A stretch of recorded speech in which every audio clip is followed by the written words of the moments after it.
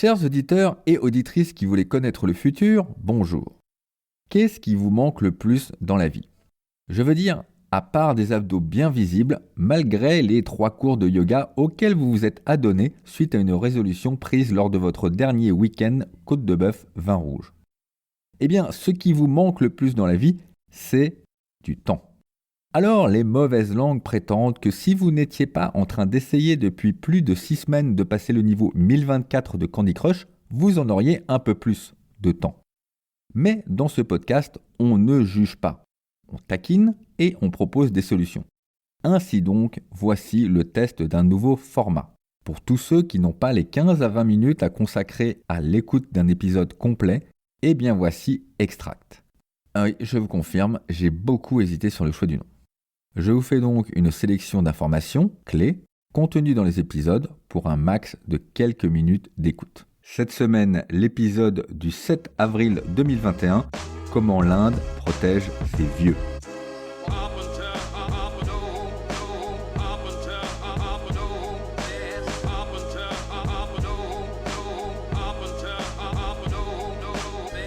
Première question, à partir de quand est-on vieux? Suivant les sources officielles, entre guillemets, on commence à être vieux entre 50 et 60 ans. Oui, pas la peine de vous récrier, c'est comme ça.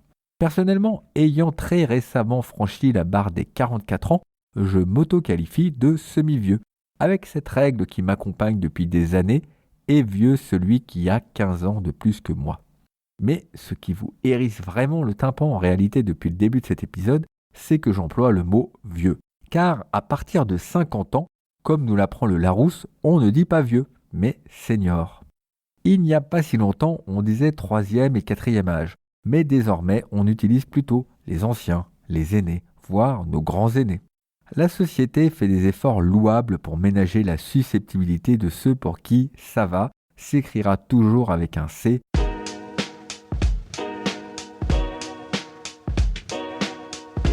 Je ne vous le rappellerai jamais assez, l'Inde va devenir très rapidement le pays le plus peuplé au monde et pas qu'un peu. Je vous rappelle également que le dernier recensement en Inde a eu lieu en 2011, donc on garde en tête que ce qui est important, ce sont les dynamiques et les ordres de grandeur. Ceci dit, la population âgée de plus de 60 ans en Inde devrait tripler, passant de 104 millions en 2011 à 300 millions en 2050, ce qui représentera 18% de sa population totale. Et aussi, grosso modo, la totalité de la population des USA en 2050. La population indienne des plus de 80 ans devrait, elle, atteindre un modeste 12 millions de personnes.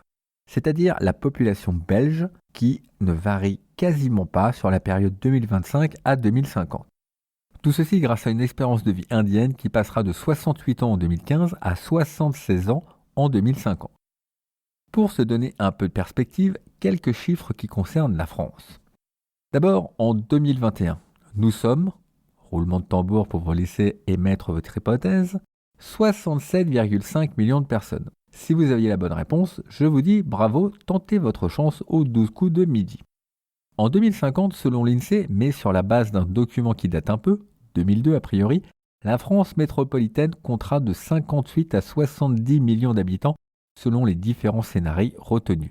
Plus ou moins de fécondité, plus ou moins d'immigration, plus ou moins de mortalité.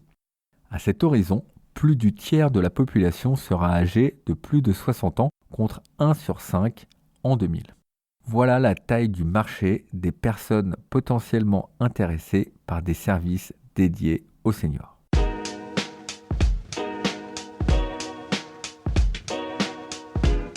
Vous le savez, vous êtes les premiers ambassadeurs de ce podcast et s'il vous plaît, s'il vous apprend des choses, n'hésitez pas à en faire la promotion.